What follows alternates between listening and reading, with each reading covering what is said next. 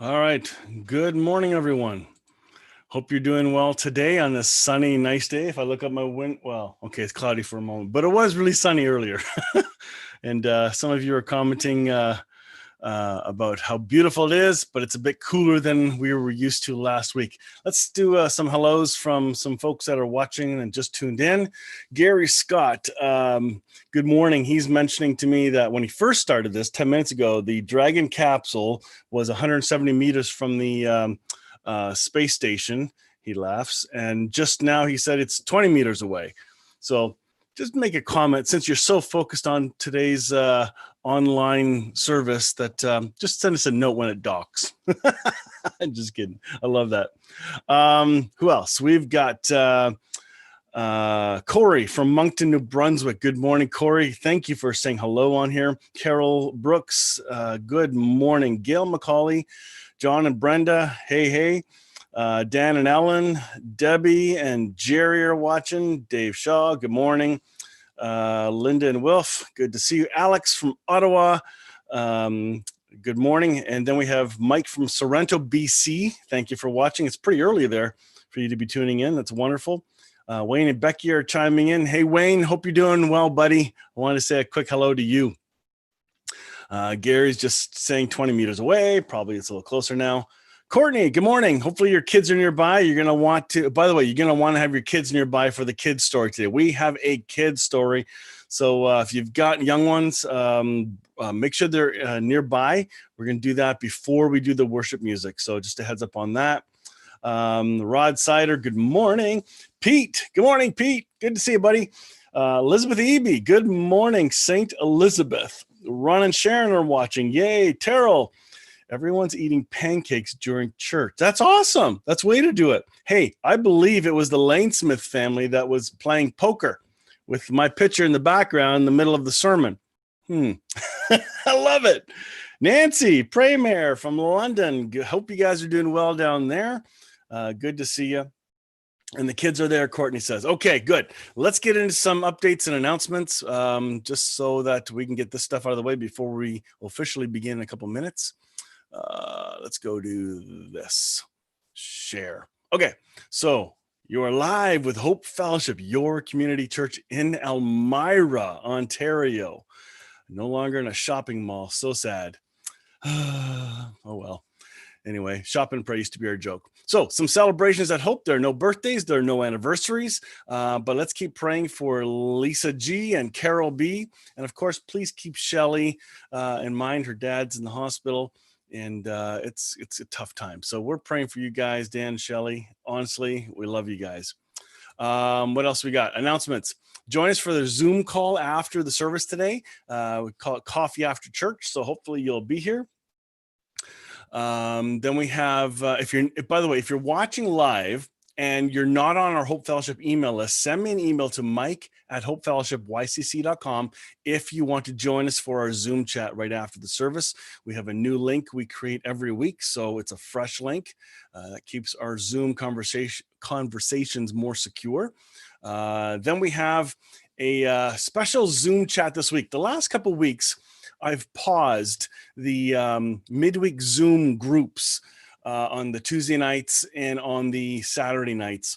I needed to because I needed a break. I had too many things going on, too many Zoom calls. And I know some of you had mentioned that you miss it. And I'm glad to hear that, because if you didn't miss it, what was I doing? It was good in the beginning. And I think we're going to have to change it up a little bit. So because there's no games night this week, I'm going to encourage you to join me on Wednesday night at 7:30. We're going to pick a theme right now. So we're going to look at your favorite psalm or favorite verse in the Psalms, or favorite section in the Psalms. And it could be interesting as we have a discussion over why it's important to you, or why it's your favorite, or one of your favorites. So Wednesday night, June 3rd, 7:30, please join me. I will send the link out. Because I'm gonna have to email the church. I'll email you all the link, because I just realized I only send the church email out on Thursdays, and I've already sent it out. So I'll get that email sent out to you. If you don't have it by Tuesday, please somebody remind me. Really important. Next, Mirror Bible. If you want to order a Mirror Bible, I'm placing an order locally here. If you're far away, it's not worth it for you because now you have to pay double shipping. But if you're local to Kitchener-Waterloo, Elmira, I want to order some. I only have one order in that's been requested. Likely because you can buy it on Amazon, but it's $35 US for a Mirror Bible that includes the book of Revelation. If you want just the book of Revelation from the Mirror Bible, it's $20 US. So again, email me if you want a copy of this, and I will bring them into my location, and it'll be cheaper if we send it to one spot and you can come pick it up. Coffee. Who loves coffee? If you're local to Elmira, the former Robin's Nest had amazing coffee. I have that coffee for sale. I will probably be listing it on buy and sell in Elmira shortly, because I'm now able to sell it in 1 pound or 2 pound bags of beans. And so I'll see what the interest is like. But if you want an order, please email me ASAP, because I'm placing my order Monday for more. So if you want some, you want to be included in that order, I have got a bunch here now, so that's good, but I will be placing an order, and if you're interested, let me know. Next Sunday, we're going to celebrate communion. It's the first Sunday of the month of June. I can't believe tomorrow's June 1st. So please join us next Sunday. Be prepared with some bread and juice or wine, whatever it is you wish. I think the last time we did it was around Easter. So please join us for that. That'd be really cool. So heads up, communion next Sunday, Lord's Supper, Eucharist, whatever you want to call it. I think that's it. Yep. Next, just a reminder for offerings. If you value value connection to Hope Fellowship, you value these online streams, please send in a donation to help us keep going. The message of grace is free, but getting it out is not free. We got to pay for it. So please participate with us. We'd love to hear from you. If you haven't supported before, we invite you to. In fact, consider doing a small donation monthly online and just set it up as an auto. So something small, 10, 20 bucks. It would mean so much, and it helps us do what we do. I think we're doing, oh, by the way, yeah, on a serious note, for those that are part of Hope Fellowship, we're roughly running about $2,500 a month behind. Those are the numbers we just got. So that's a pretty significant shortfall, which we would expect during this COVID time. But still, just so you know, it's not all coming in. And it'd be nice if our family knows what's going on. I'll try and update more detail in the weekly email, just so you know what's going on. Okay, next. It's kids time. So I'm going to encourage parents, go get your kids. I think next story is going to be a lot of fun. I watched it and smiled real big. And I know some people are really, really going to like this. So mom and dad, get your kids around. Oh, hang on. Just before that, Dragon has docked. Soft capture.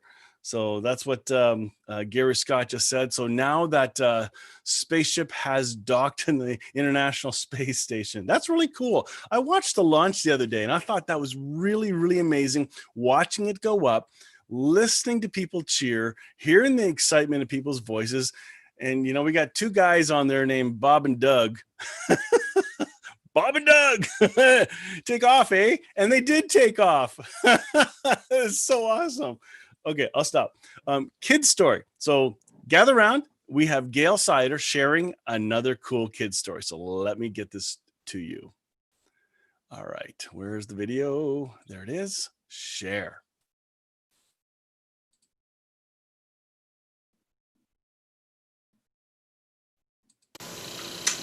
Hi, everyone. Welcome to Sunday School. A long time ago, a very nice man named Andrew taught a lecture series called Lego 101, and I want to share one of these stories with you. So if you were driving down the street and you saw a building like this with a pointed roof and a little swing set at the side, you'd probably go, oh, there's a house. If you saw a big building and lots of families live in it, you would say there's an apartment building. And if you happen to see a building with a cross on the top, you would probably say, there's a church. Well, in Legoland, this is our little church building. So on this day, I see, let's see who's in here. I see Isaac and Gabe and Zach. And I see Emma and Bria and Scarlett and Leah and Seth and Penelope and Lydia and Harvey and Felix and Dexter. Oh, so many people. And Abby. Oh, and here comes Simon and Avery. Get in there. You don't want to be late. Well, on this day in Legoland, a big wind came and it went and it made a tornado. And it came and it picked this up and it went and it set it down in Toronto. And then Andrew asked the children, where's the church? And they said, oh, you gave it away. You told us. It's in Toronto. He said, no, this is the church. The people are the church. We're God's people. The building, it's nice to have a building, nice to have a place to meet. We take good care of it. But this is a building. We are God's people and He lives in our hearts. Yeah. So I want to tell you a real story now. Like, this was a Lego story. In real life, a really sweet little old lady, older than me even, went up to the pastor and said, something terrible is happening. The children are chewing gum in church. And he said, no, that's not what's happening. The church is chewing gum. It's hard for us to remember that sometimes. So right now, we aren't meeting in our building because of COVID-19. So some of us are at home in the living room in lazy boy chairs. Some of us are in the dining room having a coffee. But we are still God's people. We are still the church. And one day we'll get back together again. And I just want to tell you, it's going to be okay. God loves us. He knows where we are. Everything's okay. Have a great week, everyone. I love you.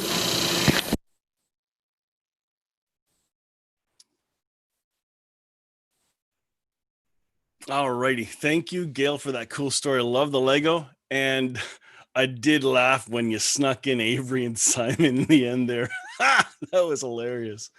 All right. Just before we get into our kids, by the way, I hope you like that, kids. That was a really cool story and a great reminder that we are the church, because there's been a lot of discussions on the internet, in the news about opening churches. Churches need to meet. Well, they are already meeting. We are the church, which is really cool. The building's just a cool location where we get to come together.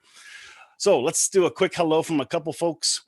We've got Jennifer Scholas watching with the family. Yay. Janet Barrington, good morning. Wayne and Jackie. Hey, Paul from Cambridge. Russ is sneaking on his channel. Gary is continuing to tell us. Melissa Lawrence. Hey, hopefully your baby's doing well there, Melissa. Good to see you online. Zach Melville. Hey, Zach, did you hear the kid story? Your name was mentioned. Rob and Joan, great seeing you guys. Karen, good morning. And my wife's there. Yay. Gary tells me to wash hands. Okay, sure. And then Laura. Yes, that was cool, eh? Shout out to the kids. That was awesome. All right, so it's time for some music. We've got two really cool songs that have been put together. Thank you, Gary, again, for putting the words on these songs. These have been shown before, but we're re-showing them now with words. It'll be Terrell doing the first song, which is one of my favorites. And then the one that Lori and Simon are doing together. I love the words of that song. I love the melody of that song. So enjoy these next couple songs, and may your heart worship. If you sing along if you want to, or just listen and doodle or do something else. But these are two really great songs. So let's do these two. Here we go.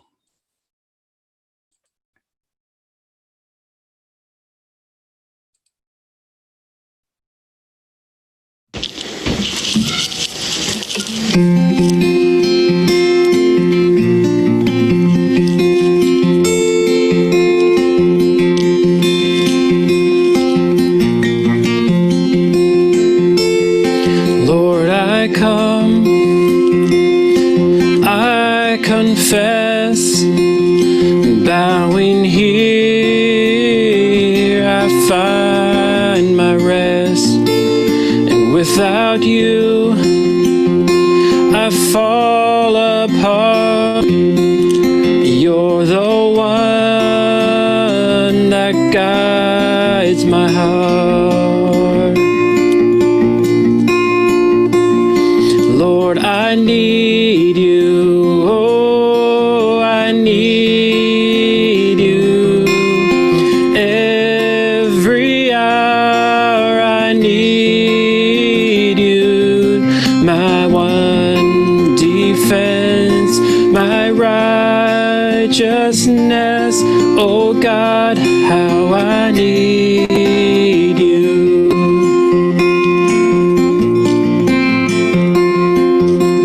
Where sin runs deep, your grace is more. Where grace is found was where you are. And where you are, Lord, I am free. Holiness is Christ in me. And where you are, Lord, I am free, and holiness is Christ in me. Lord, I need you. Oh, I need you. Every hour I need you. My one defense, my righteousness. Oh God, how I need you.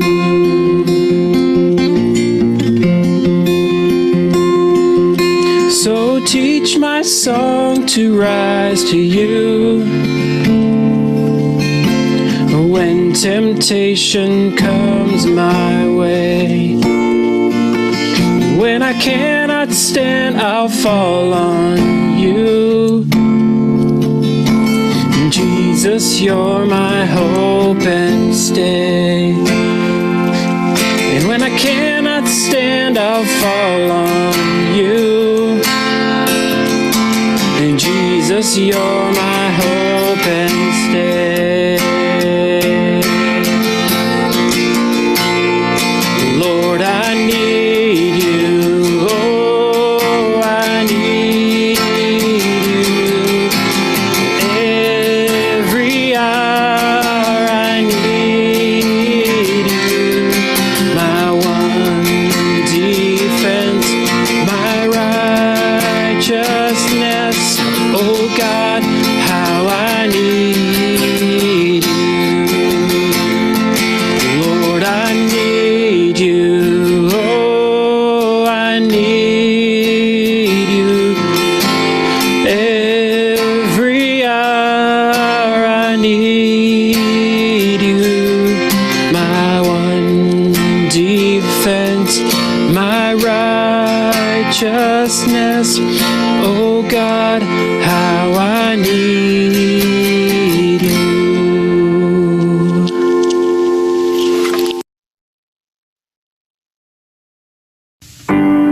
Were the Word at the beginning, one with God the Lord Most High.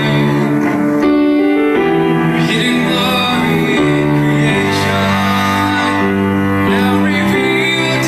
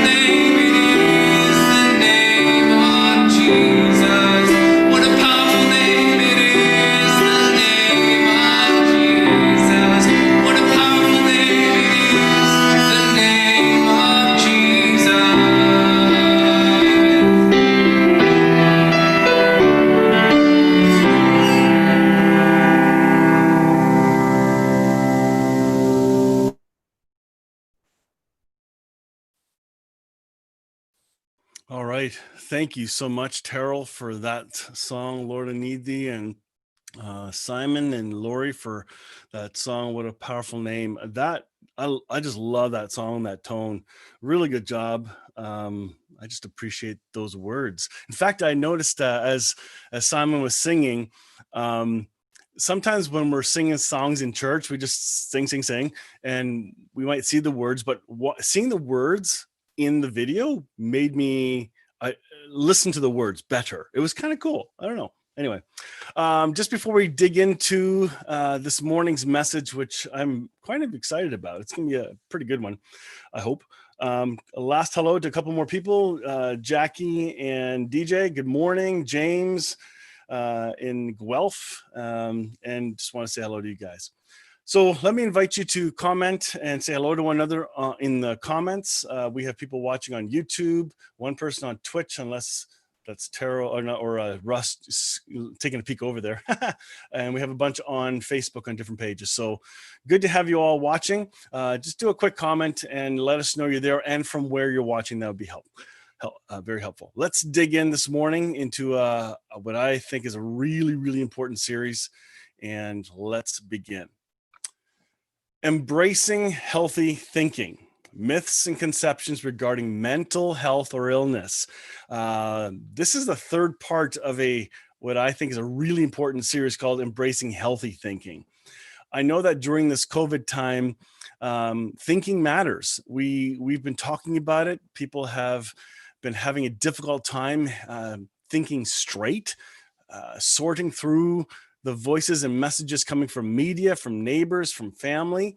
It's interesting. So I thought let's dig into this. Let's explore how to have a pattern of healthier thinking. And in order to do that, there are some myths we need to dispel. And I want to begin today. Today's talk is going to be about dispelling these myths and misconceptions. So I hope you'll appreciate this. I came across this great picture in light of all the stuff that's going on, even with the rioting going on in the States. The Friday morning Grounds and Grace group, we had a great conversation. We talked a bit about the violence, the prejudice, how do we approach this? And when I came across this picture, it seemed to really sum it up. You either see God in all or you don't see God at all. And I thought that's a powerful way to see it, because I believe the ultimate goal of Christian love is seeing Christ in all and loving everyone. That's the goal.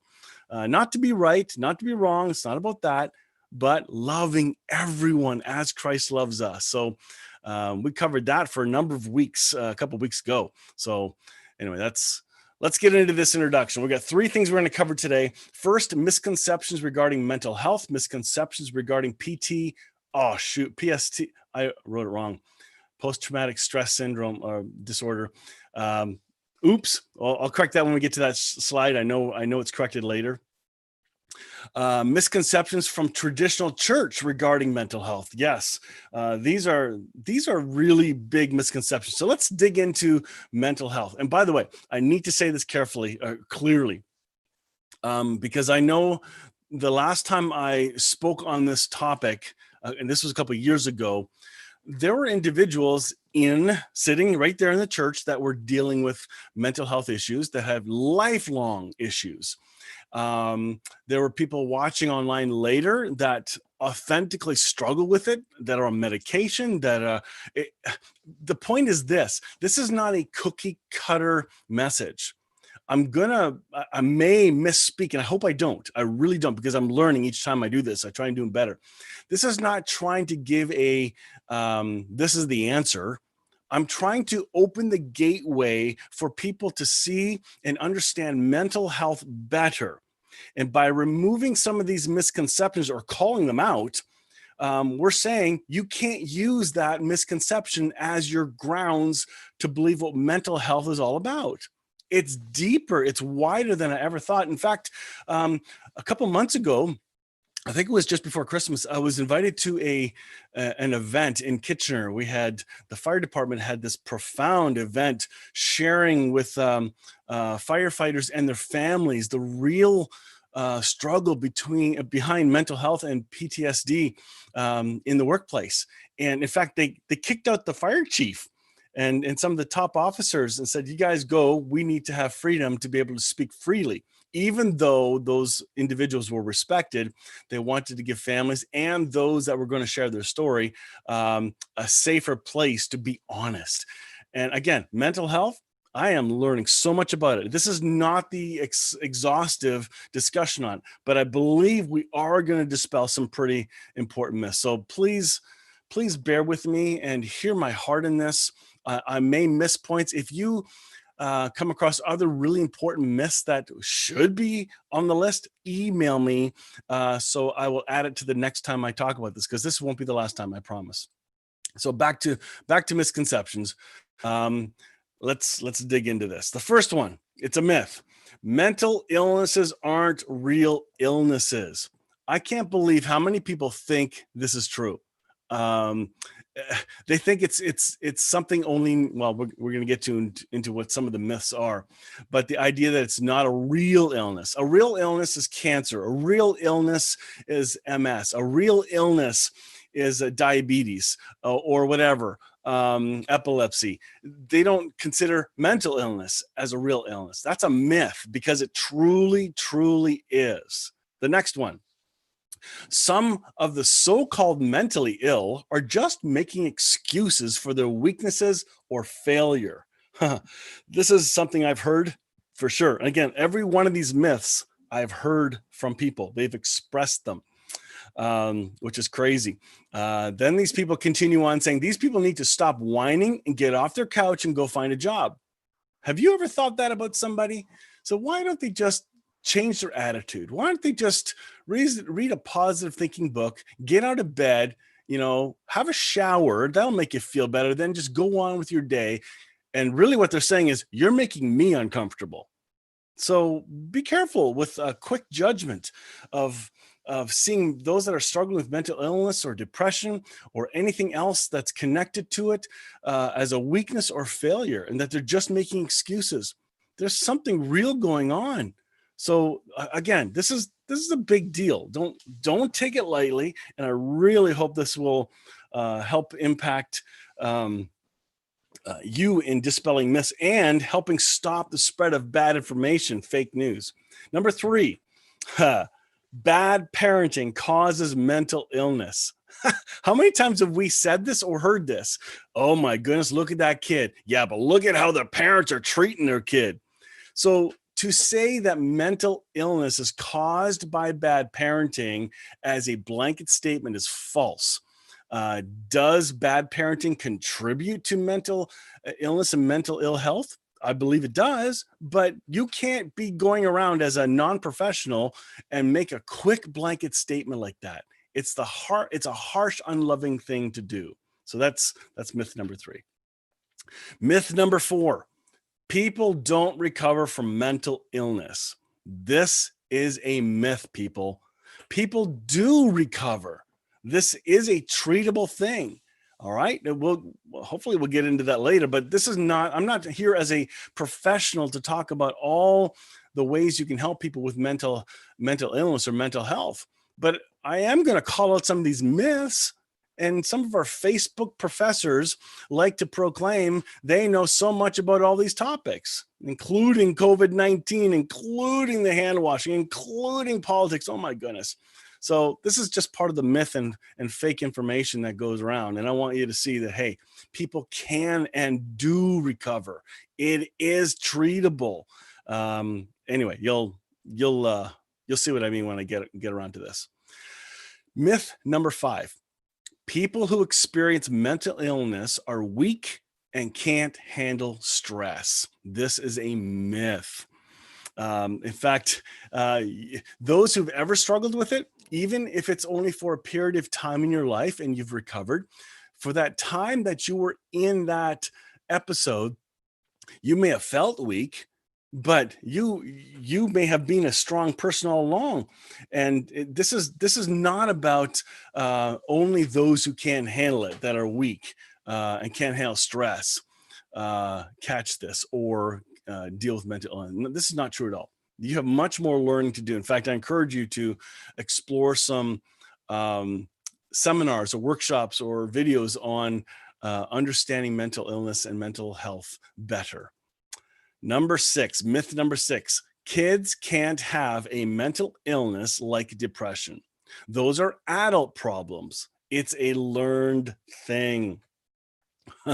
Talk about a myth. This is completely untrue. It's not an adult issue. And we're going to talk later about some things that can lead to mental health when we talk about PTSD, and I'll explain that when we get there. That's myth number 6. Myth number 7, mental illness is destructive, but thankfully it's still not all that common. Ha! That's a myth. I think mental illness, mental health is very common. We're just really good at masking it or ignoring it or plugging our fingers into our ears. La, la, la, la, I'm not listening, or covering our eyes. I can't see it. Or you cover your mouth, you don't talk about it. So yes, it's destructive. It's destructive to the one whom it's harming and to those who love that person and those who are around them. But it is very common, much more common than you want to believe. So please don't run and say, hey, it's not that common. Number 8, mental health disorders are biological. It comes from bad genes. This is a myth. The reason this is a myth is because some people are using this as a blanket statement that all mental health stuff comes from, it is hereditary or is biological or whatever. Well, that's not true. Things are brought on by trauma, and we're going to talk about that in a little bit. They're not just a closed biological thing. Here, pop a pill and you're fine. That's not how it works. Those who are struggling with mental health or have struggled are deeply hurt when this topic is just taken so lightly and flippantly. So that's why I want to express these myths and do it with gentleness and love, so that we learn how to talk to others about this, so that if we do encounter someone with issues or dealing with this illness, that we're loving and kind and don't say the dumbest things. It's like going to funerals and saying dumb things, you mean well, but they're wrong things you can say. All right, myth number 9. People can recover from depression or anxiety disorders with drugs alone. This is a myth. Some people think, we got to put them on drugs. And there are. Okay, here's the problem. I know many families who have gone to doctors who the doctors have, very first thing they've said, great, let's try them on medication. Very first thing is meds. I know firsthand of individuals who were not counseled. They were not sent to a counselor or psychiatrist first. They were just immediately put on drugs. And this is hard because there's a mindset that says drugs alone can fix it. That's not true. Drugs alone can't. Do they help? Yes, they do. But I promise you, there are many who are on prescriptions that actually hate the drugs they're on. It does something else to them that they don't like. So it's not so clear cut. It's not such a quick flippant answer. So be careful when you're talking about that and just think, here, take some drugs, you'll be fine. Number 10, last myth on mental illness and mental health. When the mentally ill attempt suicide, it is a cry for help. This is a myth because you think there's an intentional screaming for help. That's not what's happening here. I believe it's much, much deeper. The darkness can be so dark that when they do try to attempt to take their lives, they don't realize what they're doing. It isn't about crying for help. It's more like trying to make the pain stop. They don't really want to die. I remember my own story where I've tried to take my own life as a late teenager, just in my 20s there. Like, I tell you, I wanted all the agony and weight to go away. It was not a cry for help. Hey, is anybody watching? Hello over there. Hey, I'm about to do this. No, not at all. So please, please, please don't treat those things as that's just a stunt. there is something much darker and deeper going on. And here's what I really believe. You got to hear this. I believe Jesus is there with them at that very moment of darkness. God's not absent from that darkness. And sometimes he hugs them into eternity. He does. So God's not absent from it. This is a heavy topic. Anyway, we're not here to talk about this as the primary theme. So let's move on to the next one. Here's a better way to view it. I believe this happened at that event I was at last November.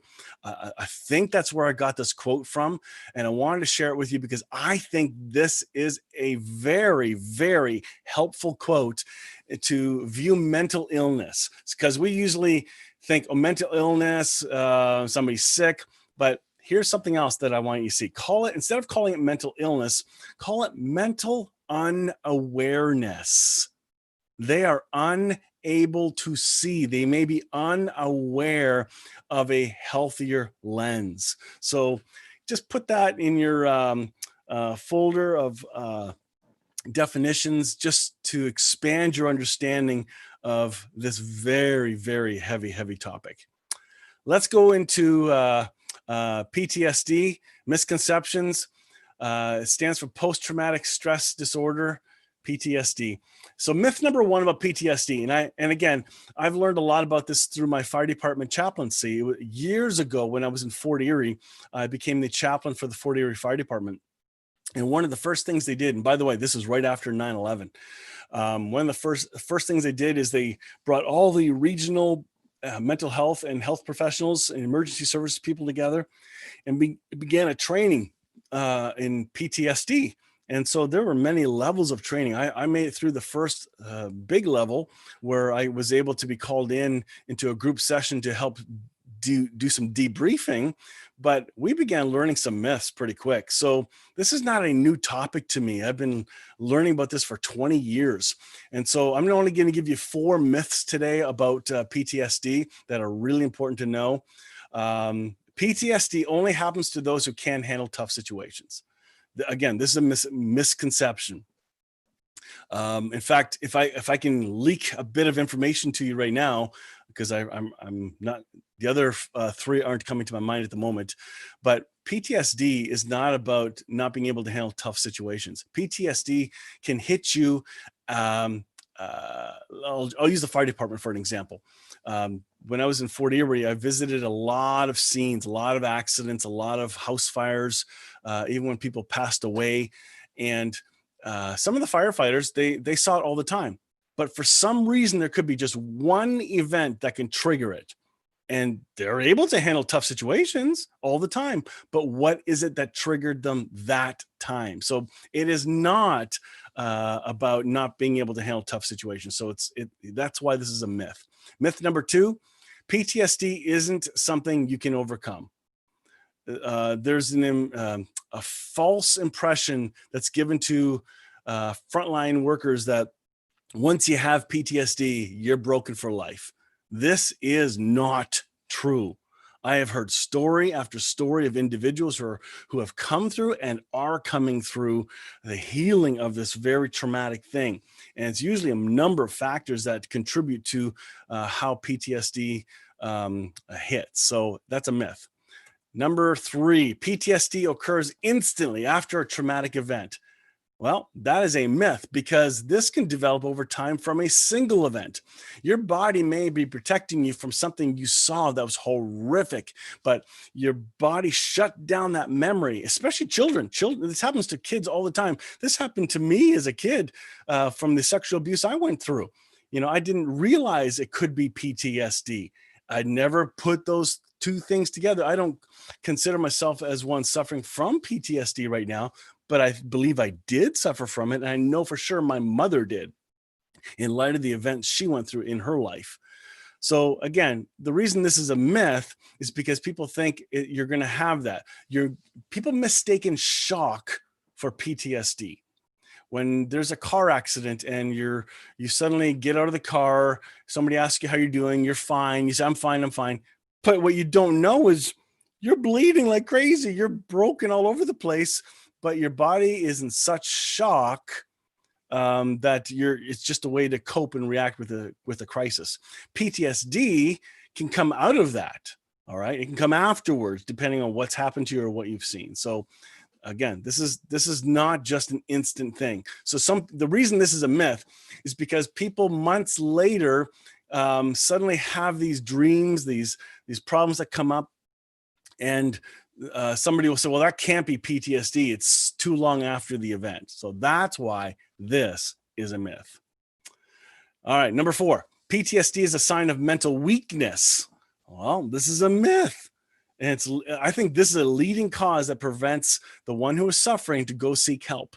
All right. They're afraid to admit to their coworkers, I'm actually struggling right now. Their coworkers probably totally see it already. They see the behavior changes. They see the attitude changes. So again, PTSD is not a sign of mental weakness. So what are some things that can contribute to some types of trauma that contribute to PTSD? Here are some big ones. Some are common, some are not. Combat, going to war, being exposed to very violent situations can totally bring on PTSD. I know somebody personally who has struggled with that, been to war, dealt with very serious situations, and it's affecting them today. Childhood physical and sexual abuse can lead and affects PTSD. Now, take that on top of more violence when you're older. Oh my goodness. Yeah, there's more going on here than you think. Physical assault, being threatened with a weapon, and an accident. Many other traumatic events can also lead to PTSD, such as fire, natural disasters, mugging, robbery, plane crashes, torture, kidnapping, life-threatening medical diagnosis, terrorist attacks, and other extreme or life-threatening events. Let me throw this in too. For those that are suffering already from a thing called anxiety, an event like COVID-19 can trigger enough stress and cause a PTSD reaction. So be careful, be loving to those that are struggling. This is not a simple thing. All right, next one.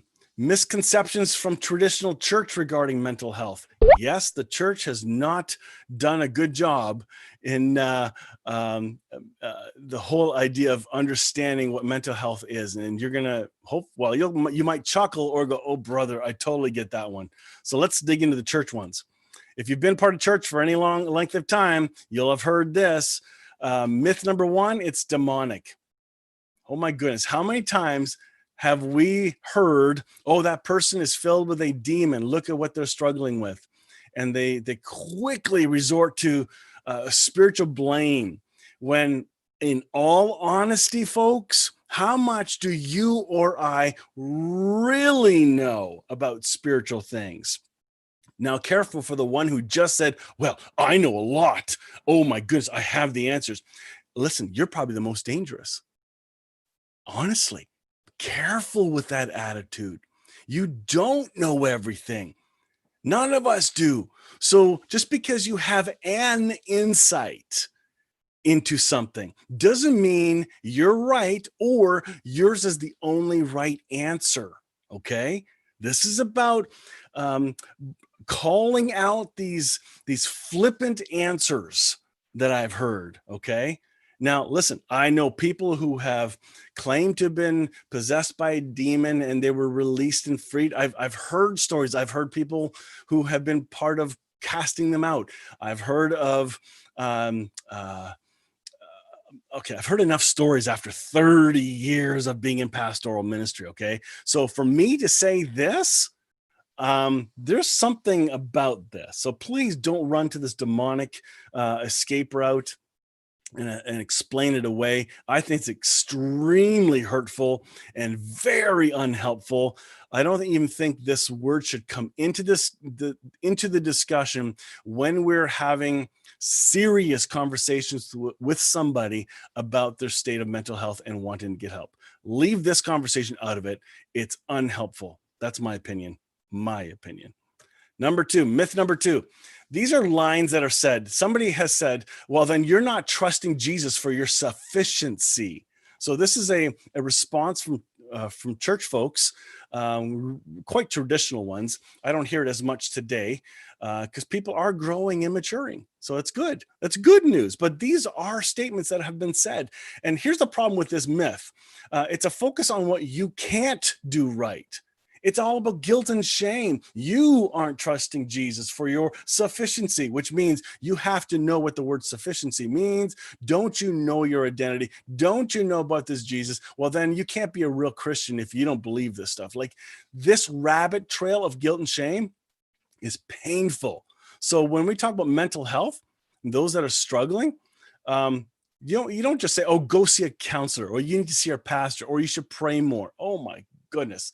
These are horrible and hurtful things that I've heard said. And unfortunately, I think I've even said them, which stinks because, number one, I didn't know better. And number two, it was wrong. Myth number three, you need more faith. After all, it's all in your head. Another similar hurtful jab at somebody in pain. How is this comment going to help that person who's struggling right now? Their thoughts are racing like crazy. You don't know if it's medical or biological. You have no clue, but you're going to throw this at them. It's all in your head. Guilt and shame, again, it's implying the one saying it is superior. So if you're saying this to someone else, you're now a judge. You have just judged horribly. And by saying it's all in your head, well, it just clearly shows you know nothing about mental health and mental illness issues. So it's better you just put a pipe in it and be quiet. Don't say anything because you're creating more harm than help. Myth number 4, you are healed, so walk in your healing. All right. I've heard this, and this is not just for mental health. This is also for those who are sick. And it's a flippant phrase, and it's telling people, well, here's a phrase you need to understand. Oh, you don't understand it? Well, then you need to understand, because I understand it. And since I understand it, I know more than you do. So this person's flipping it back onto the person who is feeling ill or dealing with the mental struggles. You aren't doing something right, so get with the program. This is a very trite thing to say. So please, this church world mentality of unlove, I'm not talking about the real church, the church of Christ, the one who loves Jesus and loves all the others and sees Christ in all, wouldn't say something like this. And if you did, go repent, go say sorry, and fix up your misquote. And may there be grace in that as well. Myth number 5, that mental health and illness is only for baby Christians, because mature believers don't struggle with mental health. Another horrible myth. Do you see the pattern of shame and guilt when we pretend to know what we're talking about? That's why I want to bring this up. And the reason I'm bringing it up is because if we're going to talk about embracing healthier thinking, you need to dispel some of the myths. Get rid of this stuff that's going on. I love this next picture. This is a great illustration that expresses a misunderstanding of anxiety, because there are many who suffer from huge anxiety issues, which sometimes falls under mental health, mental illness category. But when we hear those who don't get it, we think, well, you're just worrying all the time. We just flippantly say, you're just worry. Well, here's what anxiety actually feels like. It's like sweating a lot, second guessing yourself, muscle tension, trouble sleeping, chest pain, overthinking all the things, increased heart rate, your mind and body refusing to cooperate no matter what you know is rational. These are the thoughts that go on into people's minds and hearts. This is a really big deal. So just consider how this needs to be expressed and shared. It looks like I might be offline, so hopefully it'll catch up. If it doesn't, I will wrap this up right now. Oh, looks like I'm back on. So anyway, this chart is a really nice, gentle way to compare and gives you more grace for the other people that are authentically struggling with anxiety. Ask questions, seek to understand, seek to be understood. So anyway, I think this is kind of cool. Enjoy. Next one. We're almost done here. What we believe matters. Hence, the misconceptions must be dealt with. That's why I spent so much time walking through all those misconceptions, because they have to be dealt with. What we say matters.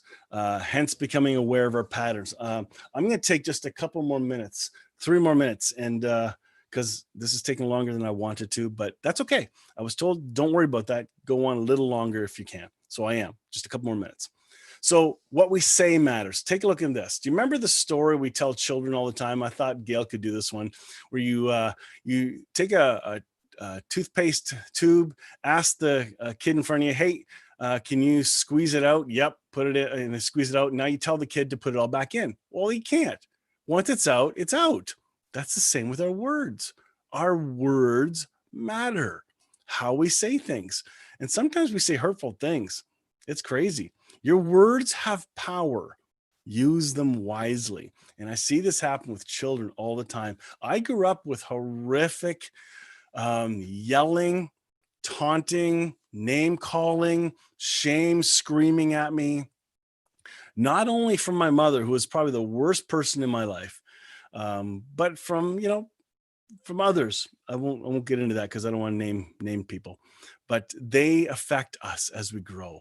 These affect us as we mature. So honestly, watch your words.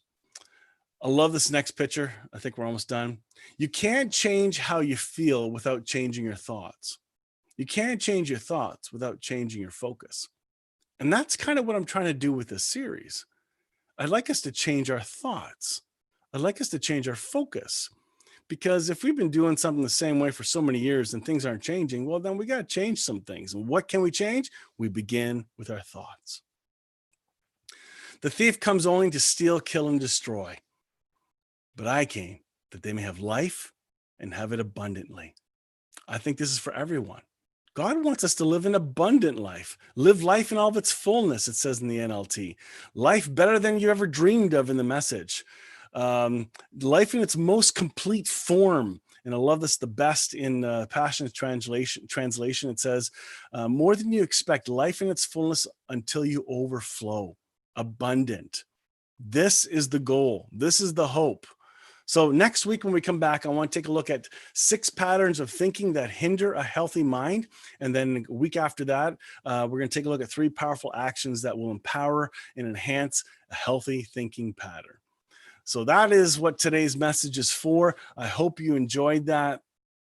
I hope you're encouraged by what you heard, and share this video with others. Was today's message helpful? Please comment and let me know. Yes, there's comments ahead of time. Hey, we're here. It's all fun. But I don't get a lot of feedback afterwards per se on how it came across. So it'd be interesting to hear what you guys think. I don't need to be puffed up with false encouragement or anything like that. I honestly want to know, is this of interest? Is this connecting with you? Send me a private message or whatever. So that'd be great. Thanks, Zach. Zach, I love you, buddy. That's cool.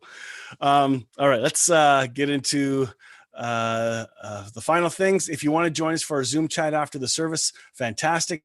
Make your online donation to Hope Fellowship. If this church family is your family and you value tuning in and you're benefiting from what is happening here, then take a gracious approach to this and give back into what you're benefiting from. And this just gets turned over continually and gets paid forward, really, which is kind of cool. You know, what you sow, you will reap. And I'm trying to sow into you, and I want this to hit many, many people.